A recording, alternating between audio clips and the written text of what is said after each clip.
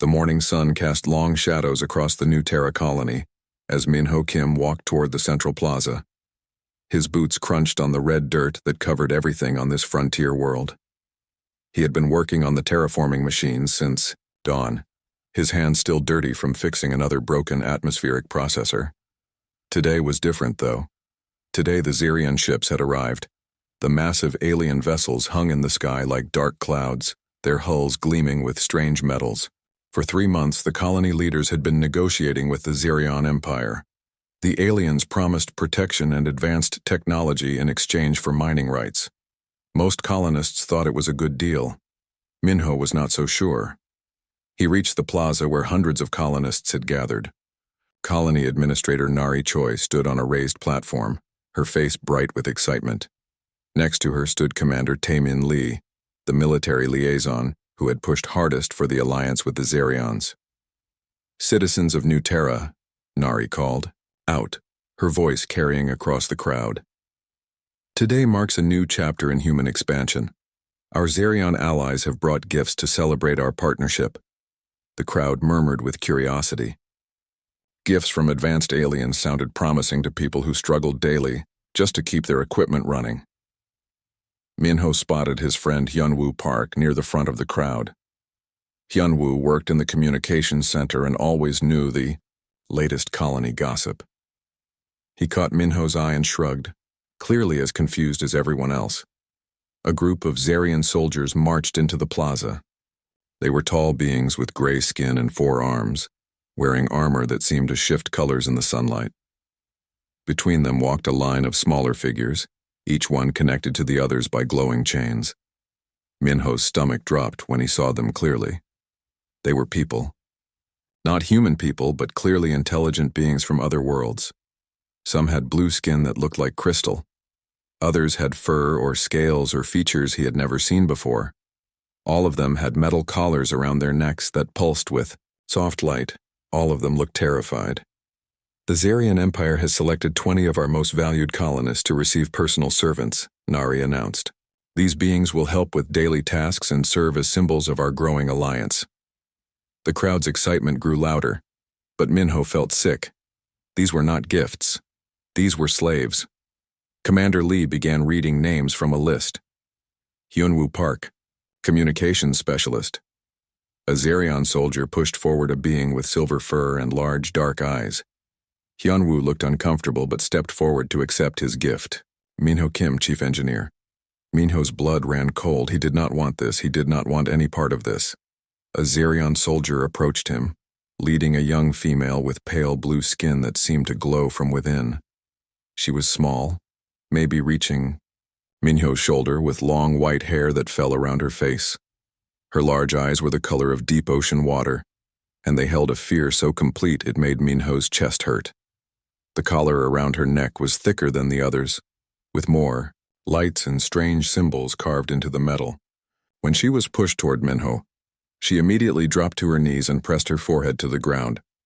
"This one is called Aina," the Xerion soldier said in accented English. "She is Valari. Very useful for technical work. The collar ensures complete obedience." Min-ho stared down at the trembling figure. Aina did not look up. Her whole body shook like a leaf in the wind. Min-ho started to speak, then stopped. Around him, other colonists were examining their new servants with curiosity and excitement. Some were already giving orders, watching with fascination as the collared beings obeyed instantly. "Take her," the Xerion soldier said impatiently. "She belongs to you now." Min-ho's hands shook as he reached down toward Aina.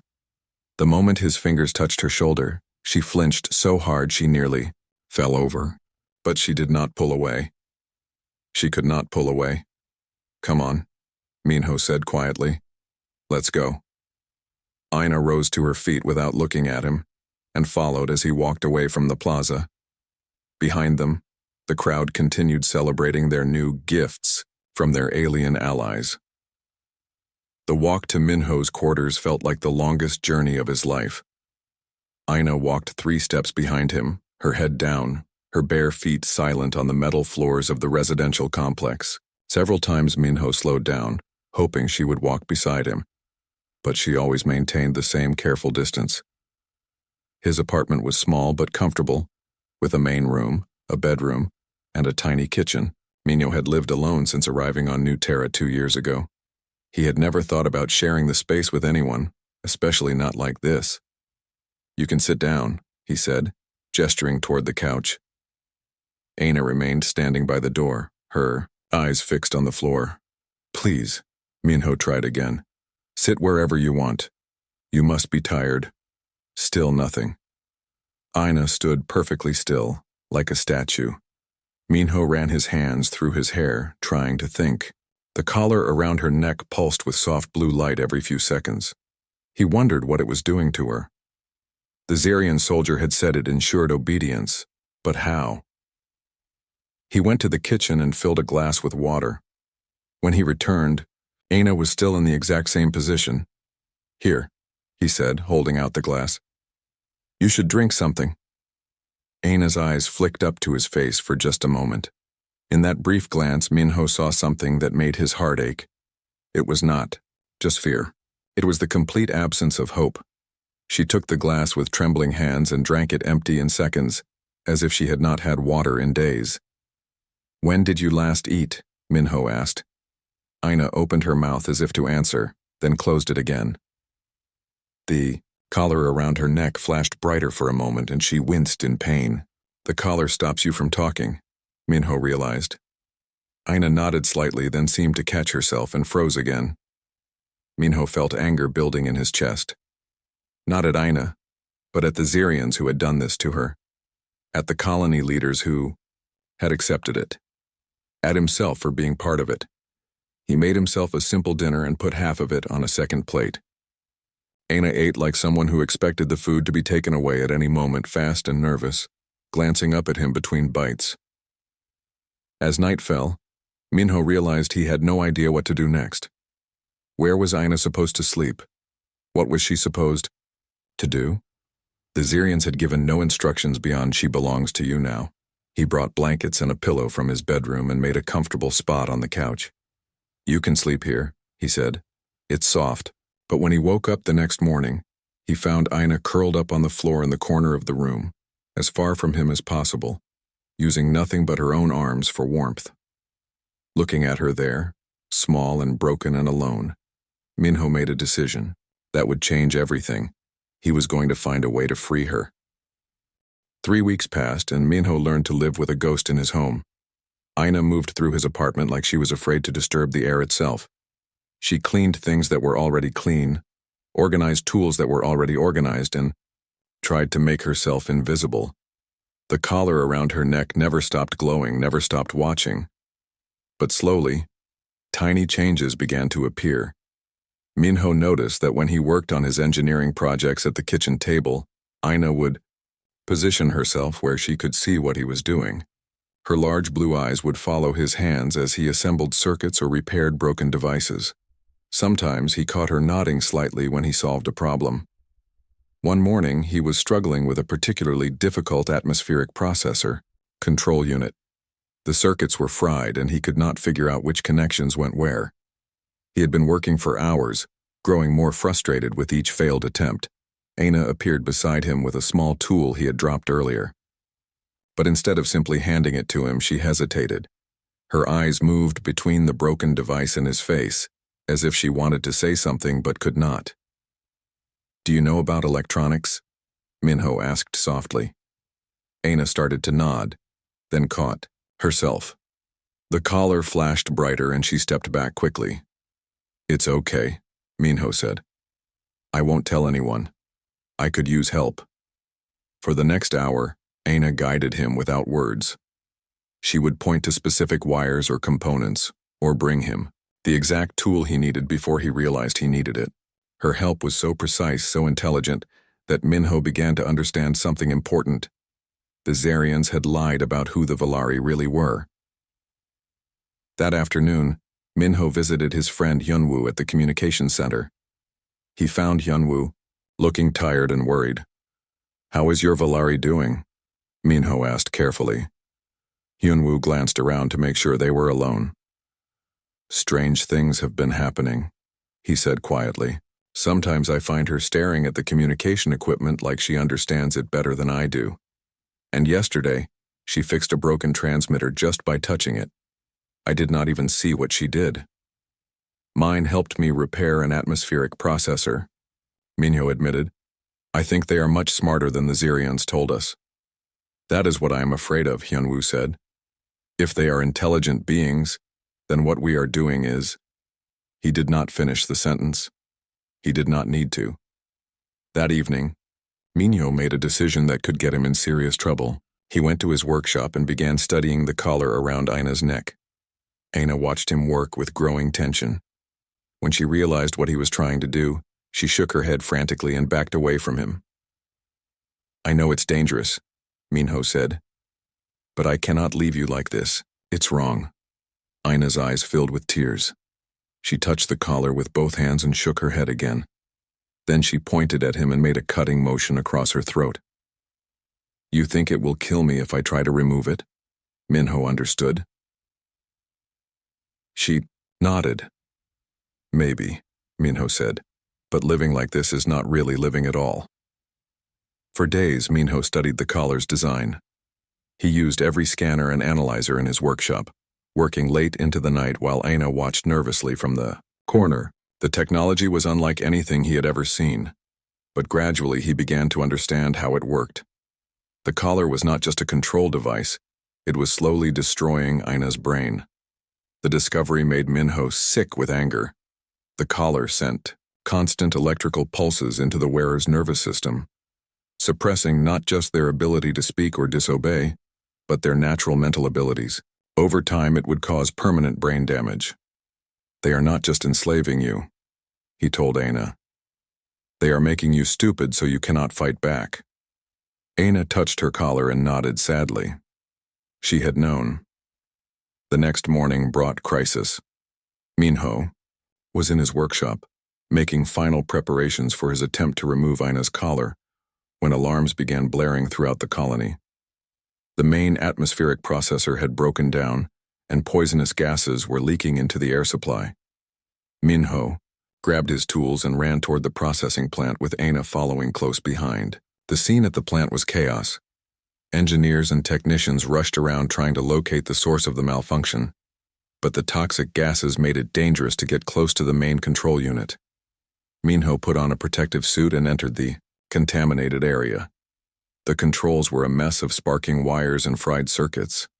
He had maybe 10 minutes before the gas levels became deadly for the entire colony. He worked as fast as he could, but the damage was too extensive. There were too many broken connections, too many systems that needed to be rewired simultaneously.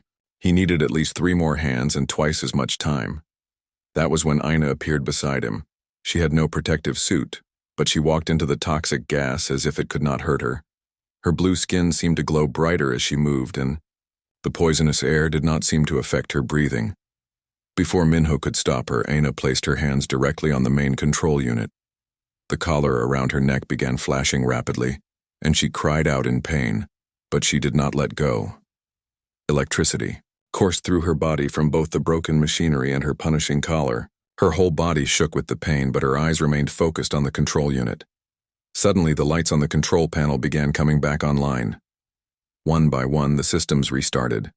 The toxic gas stopped flowing, and the atmospheric processors resumed their normal operation. Aina collapsed. Minho caught her as she fell, her body convulsing from the electrical overload. The collar around her neck was flashing so rapidly it looked like a solid beam of light, and smoke was rising from the metal.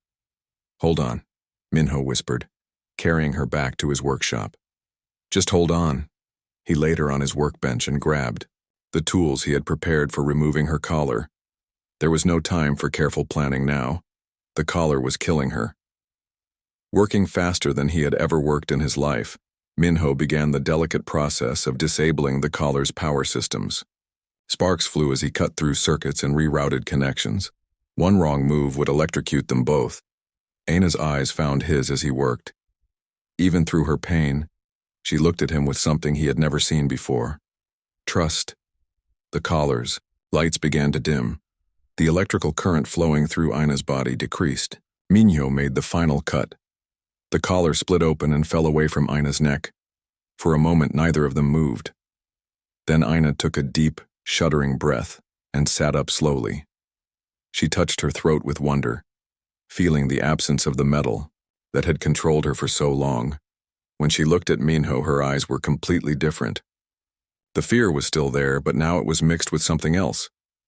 Intelligence, awareness, hope. And then she spoke. Her voice was soft and musical, like water flowing over stones. The language was unlike anything Minho had ever heard, full of complex harmonies and subtle tones that seemed to carry meaning beyond the words themselves. "Thank you," she said in perfect English, her accent exotic but clear. "Thank you for giving me back my voice." Minho stared at her, amazed by the transformation. This was not the broken, frightened creature who had cowered in his apartment for weeks. This was someone entirely different. "What did you just do to save the colony?" he asked. Aina smiled for the first time since he had known her. "I showed you what we Valari can really do," she said. "And now that I am free, I can show you so much more." She stood up from the workbench, moving with a grace and confidence she had never displayed before. "But first we need to talk. There are things about my people you need to know, things about the Zerions that will change everything." Minho looked at the broken collar on his workbench, then at the transformed woman before him. He had freed one person, but he had the feeling he had just started something much bigger, something that would shake the entire galaxy. Ina's transformation was like watching a flower bloom in fast motion. Within hours of her collar's removal, she moved through Minho's apartment with purpose instead of fear. Her blue skin glowed brighter, and her eyes held an intelligence that made Minho realize how much the collar had suppressed her true nature. "The Zerions told you we were primitive, did they not?" Ina asked, as she examined his electronic equipment with obvious understanding. "They said the Valari were a simple species that needed guidance," Minho admitted. Ina laughed, but there was no humor in the sound. "We had cities floating in the clouds and ships that could travel between stars when the Zerions were still learning. To make fire," she placed her hand on Minho's broken communication device. Her fingers glowed with soft blue light, and suddenly the device hummed to life, working better than it had in months. "How did you do that?" Minho asked in amazement. "We Valari can interface directly with electronic systems," Ina explained. "It is as natural to us as breathing is to you. We can also sense thoughts, predict events a few moments before they happen, and communicate across great distances without machines." Minho stared at her. "You are psychic." "That is your word for it, yes." Ina's expression grew dark. "And that is why the Zerions hunt us." She moved to the window and looked up at the alien ships still hanging in the sky above New Terra. "They do not have these abilities naturally, so they take them from us." "The collars," Minho realized. "The collars do more than control us," Ina confirmed. "They harvest our psychic energy and transmit it to Zerion technology. Every enslaved Valari is a living battery, powering their ships, their weapons, their entire civilization." The full horror of what Minho had witnessed began to sink in. "All those beings in the plaza, they are all psychic species." "Different types, yes. The silver-furred Keth can see through walls and sense hidden objects. The scaled Morian can predict enemy movements in battle. The Zerions have conquered dozens of species not for territory or resources, but for their minds." Aina turned back to him, her ocean blue eyes intense. "Your friend Hyunwoo, his Keth companion, has been trying to communicate with him, has she not?" Minho nodded. "He said she fixed equipment just by touching it. She is fighting the collars suppression, just as I did. The fact that she can do anything at all means her spirit is strong." Ina smiled. "We should help her." Over the next few days, Minho and Ina worked together to understand more about the collar technology. Ina's psychic abilities, now unleashed, allowed her to sense the electronic patterns in ways Minho's instruments could not detect. The collars are connected to each other, she discovered, and to the Zerion ships. If we free more of my people, the Zerions will know immediately. Then we need to be smart about this, Minho said. They developed a plan. Instead of removing collars completely, they would modify them to break the connection to the Xerion network while still appearing to function normally. It was more complex, but it would give them time to free more slaves before the Xerions realized what was happening. Minho secretly approached Hyunwoo first. I need to tell you something that might sound crazy, Minho said when they met in the communications center after hours. Try me, Hyunwoo replied. These days, crazy seems normal. Minho explained everything. Hyunwoo listened with growing amazement and horror. So Suri, Hyunwoo said, using the name he had given his Keth companion. She is not actually a servant. She is a prisoner. A prisoner whose people had an advanced civilization before the Xerions destroyed it, Minho confirmed. Hyunwoo was quiet, for a long moment thinking. Then he nodded. What do we need to do? They brought Suri to Minho's workshop that night. The silver-furred Keth was nervous at first, but when she saw Aina moving freely without a collar, her large, dark eyes filled with hope. Aina spoke to Suri in a language that sounded like singing wind. Suri responded in her own musical tongue, and the two had a conversation that lasted several minutes. She says her people called themselves the Keth Miran, the Starwalkers, Aina translated. They were explorers who mapped the galaxy for thousands of years before the Xerions found them. Modifying Suri's collar was even more difficult than removing Aina's had been. The Keth technology interface was different, and their psychic abilities worked in different ways. But after hours of careful work, they managed to break the connection while leaving the collar apparently functional. The moment Suri was truly free, she demonstrated abilities that amazed even Aina. She could sense the location of every person in the building, identify the contents of sealed containers, and detect mechanical problems in equipment from across the room. No wonder the Xerions wanted your people, Minho said. Word began to spread quietly through the colony. Not everyone was willing to listen, but more people than Minho had expected were troubled by what they had seen. Several colonists approached him secretly, asking if the stories about intelligent slaves were true. Within 2 weeks, they had secretly freed 8 more beings from 5 different species. Each group brought unique abilities and knowledge that painted a clearer picture of the Xerion Empire's crimes. The scaled Morian could predict enemy tactics with uncanny accuracy. The insectoid Zephyrians could communicate instantly across vast distances. The crystalline Lumari could manipulate light and energy in ways that seemed like magic. We were not conquered by superior technology, explained Kess, a Morian military strategist whose collar Minho had modified the night before. We were conquered by treachery. The Xerions came to each of our worlds offering trade and friendship. They studied our abilities, learned our weaknesses, then struck without warning. How many species have they enslaved? Hyunwoo asked.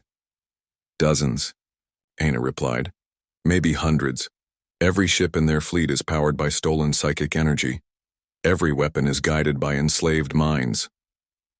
The freed beings began working together, combining their abilities in ways that created new possibilities.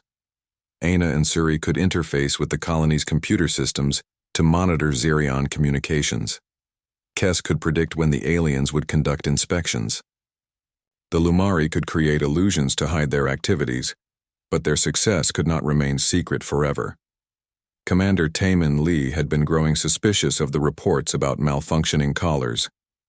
When 3 more slaves showed signs of independent behavior in a single week, he decided to investigate personally. Minho was in his workshop when alarms began sounding throughout the colony. Emergency announcements echoed from every speaker. All colonists report to the central plaza immediately. Bring your assigned servants.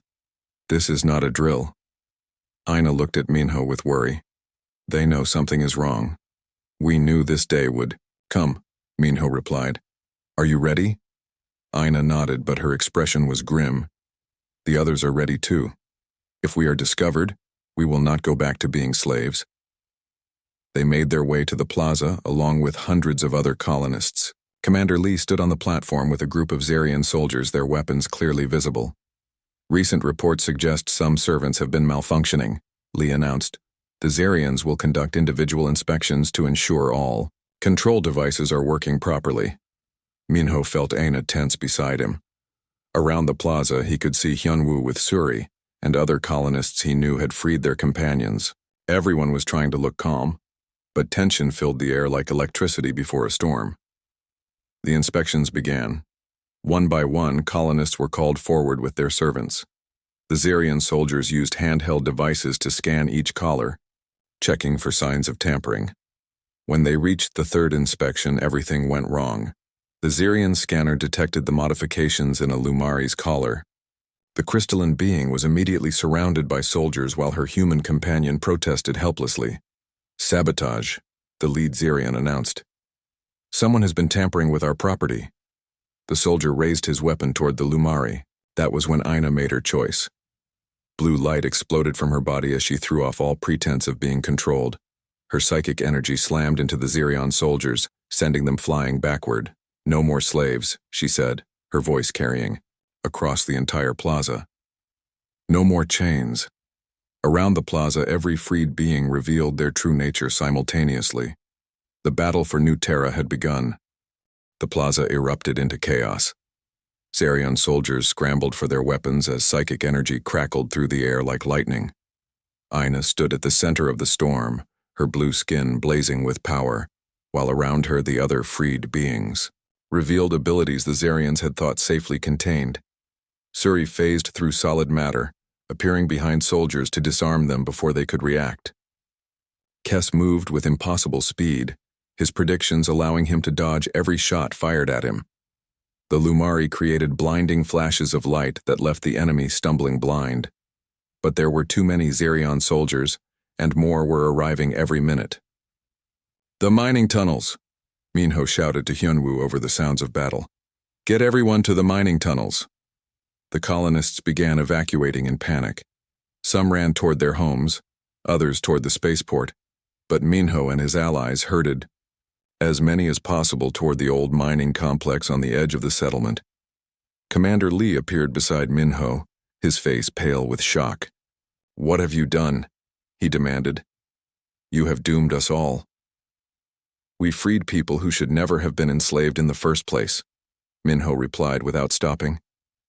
"The Zarians will destroy the entire colony for this," Lee said. "Then we will fight them." Lee stared at him like he had gone insane. "Fight them? With what? They have warships and advanced weapons. We have mining equipment and farming tools." Aina appeared at Minho's side, moving faster than any human could. "We have something they do not expect," she said. "We have each other." The mining tunnels provided temporary safety, but everyone knew it would not last long.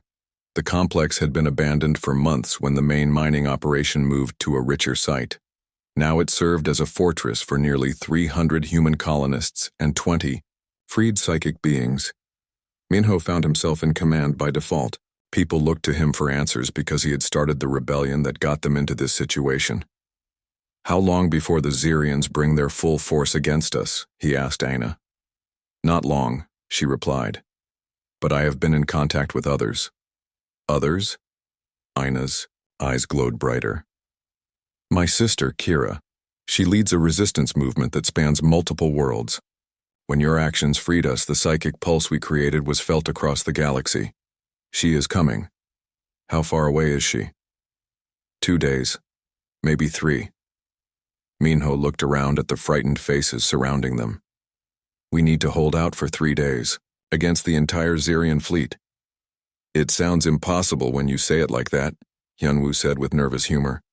"Impossible things happen when impossible people work together," Aina replied. She was right. Over the next 12 hours, as the Zarians began their assault on the mining complex, the defenders discovered what they could accomplish by combining human engineering with psychic abilities. Suri could sense exactly where enemy troops were positioned, allowing Minho to set traps in the perfect locations. Kes predicted attack patterns, letting the defenders always be in the right place at the right time. The Lumari bent light to create false tunnels and hide real defensive positions. Most importantly, Aina could interface with all the mining equipment, turning industrial machines into weapons of war. The first Zarian assault came at dawn. Squads of soldiers entered the tunnels expecting to find frightened civilians hiding in the dark.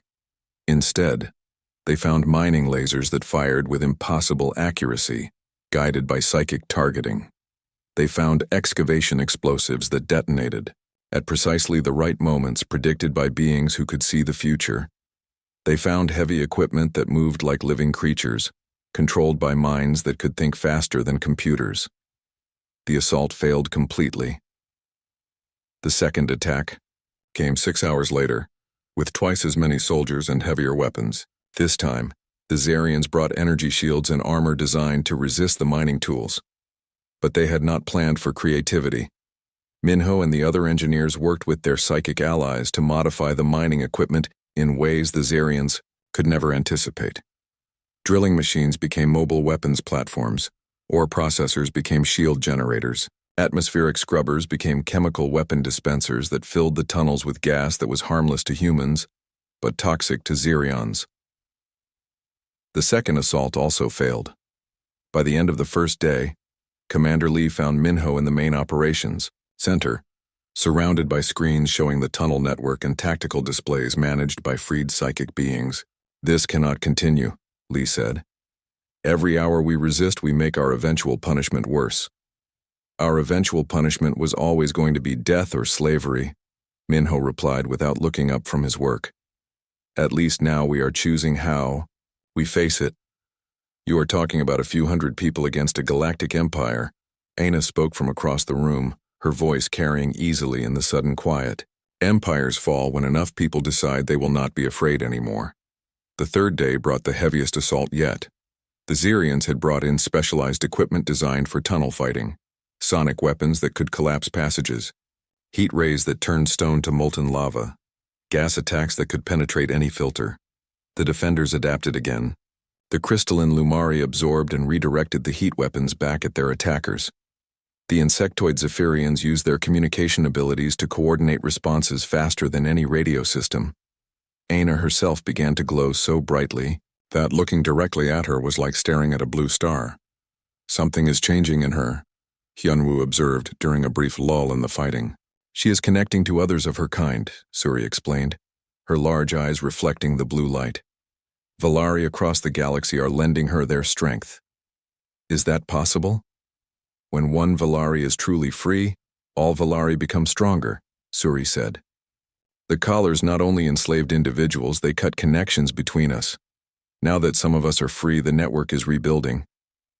As if to prove her point, Aina suddenly straightened and turned toward the main tunnel entrance. "They are here," she said with a smile that could have powered the entire mining complex.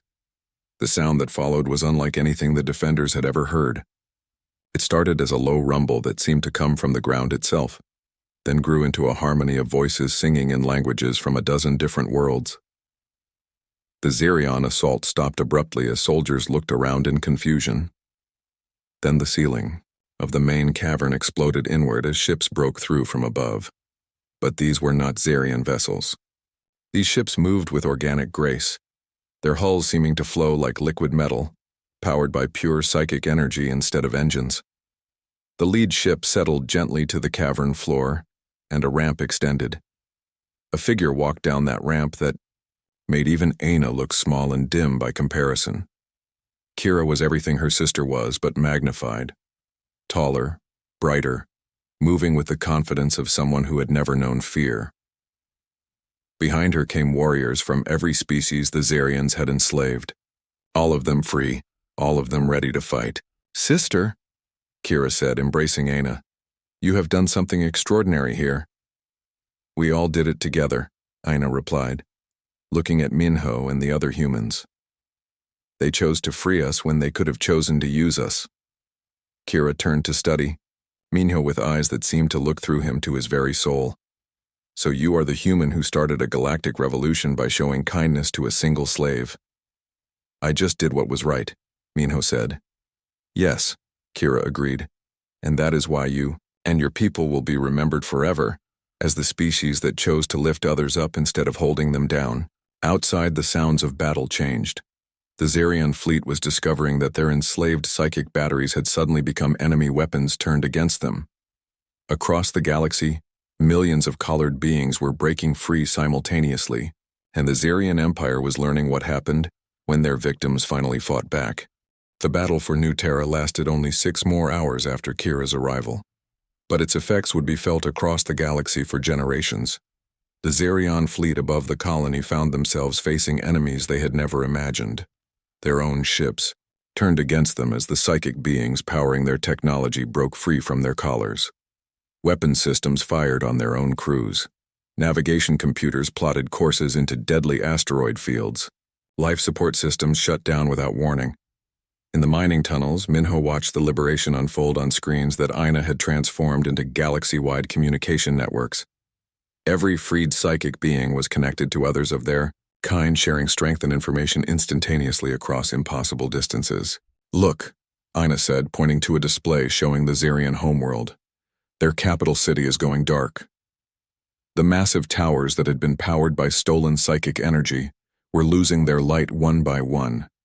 In the streets, beings who had been slaves for generations were standing up and removing their collars. The Zerion military was collapsing as their technology failed them. "How is this possible?" Commander Lee asked in amazement. "How can events on one small colony affect an entire empire?" Kira answered without taking her eyes off the displays. "Because the Zerians made one fatal mistake. They connected all their enslaved minds into a single network to share the psychic energy more efficiently. When enough of us broke free at the same time, we turned their own system against them." "It is like a virus," Suri added. "Freedom spreads from mind to mind faster than any message could travel." Within hours, reports came in from across Zerion space. Slave revolts on mining worlds, prison ships going dead in space as their captives took control, military bases shutting down as their psychic power sources vanished. But victory came with a price. "The Zerian fleets that remain loyal are regrouping," Kira reported, her expression growing serious. "They will strike back at any world that helped their slaves escape. Earth will be at the top of their target list." "How long do we have?" Minho asked. "Months, maybe a year before they can organize a proper response. But they will come." The implications hit Minho like a physical blow. By freeing Aina, by starting this rebellion, he had made Earth a target for alien invasion. Billions of people would face danger because of choices made by a few hundred colonists. "I have to warn Earth," he said. "Earth already knows," Hyunwoo called from the communication station. "I have been sending reports to Colonial Command since the fighting started. They are calling for an emergency session of the United Earth Assembly." Over the following weeks, as the immediate crisis on New Terra settled into an uneasy peace, the full scope of what had happened became clear. The Zerian Empire had not been destroyed, but it had been crippled.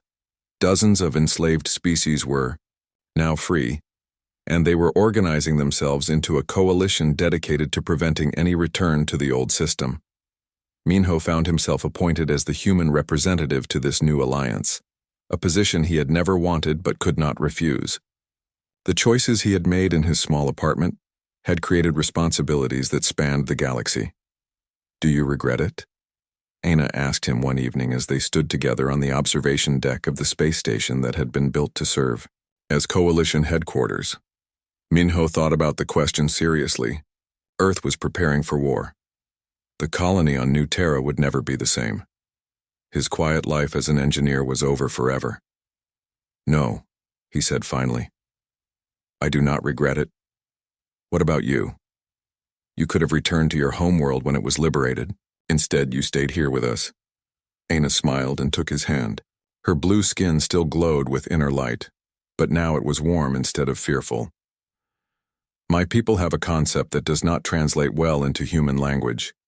We call it Kethmiran, the bonding of souls across the spaces between stars."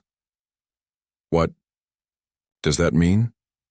"It means that sometimes when two beings choose to trust each other completely, to sacrifice for each other, to face impossible odds together, they become connected in ways that transcend species or distance." She squeezed his hand gently. "You freed me from my collar, but I think we freed each other from loneliness." Around them, the space station hummed with activity. Former slaves from dozens of worlds worked alongside humans, sharing knowledge and building something new. The Keth were teaching human engineers how to build ships that could travel between stars in days instead of years. The Morian were sharing military strategies that could help Earth defend itself. The Lumari were creating art that combined human creativity with psychic light. The Zerions will come back, Minho said, looking out at the stars. Yes, Aina agreed.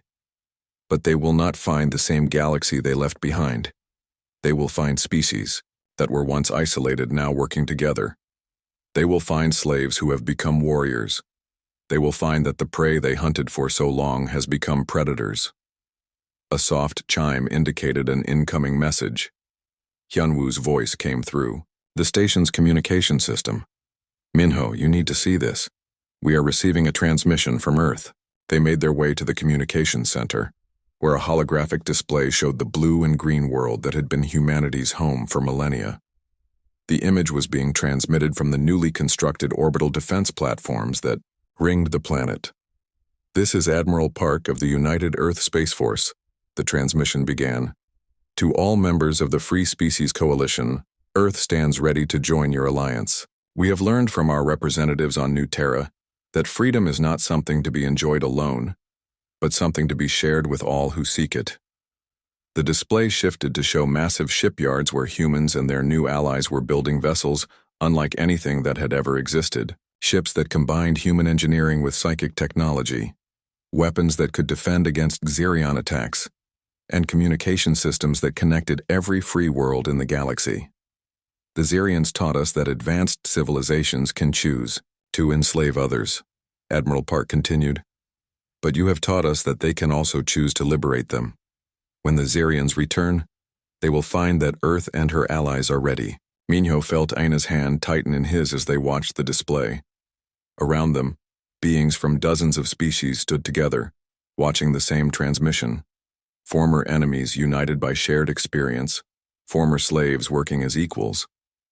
It started with one choice, Aina said quietly. One human who looked at a frightened alien girl and decided she deserved better.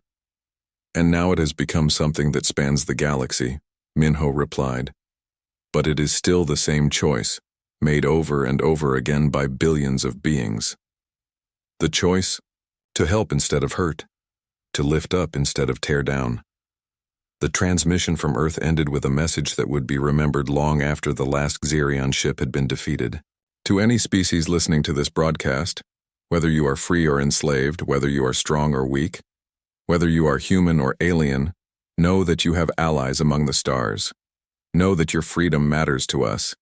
Know that you are not alone. As the message faded, Minho looked around at the faces surrounding him. Kira stood with her sister, both of them glowing with quiet pride.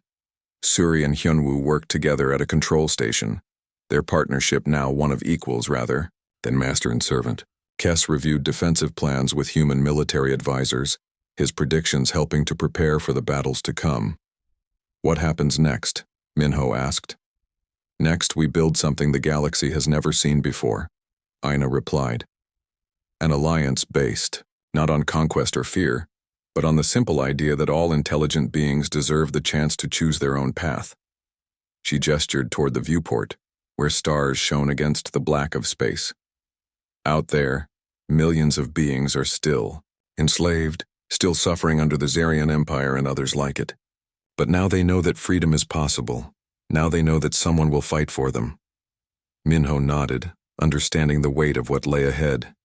The war with the Xerions was far from over. There would be battles, losses, and difficult choices ahead. But for the first time since he had looked into Aina's frightened eyes in that plaza on New Terra, he felt truly hopeful. Then we had better get to work, he said. Together they turned away from the stars and walked back into the station, ready to help build a galaxy where no being would ever have to wear a collar again. Behind them, the stars continued to shine, each one representing worlds where freedom was spreading like light through the darkness.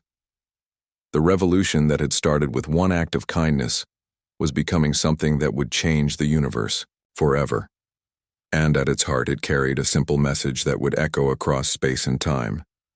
Some bonds cannot be broken, some choices cannot be undone, and some freedoms, once given, will spread until they touch every corner of the galaxy.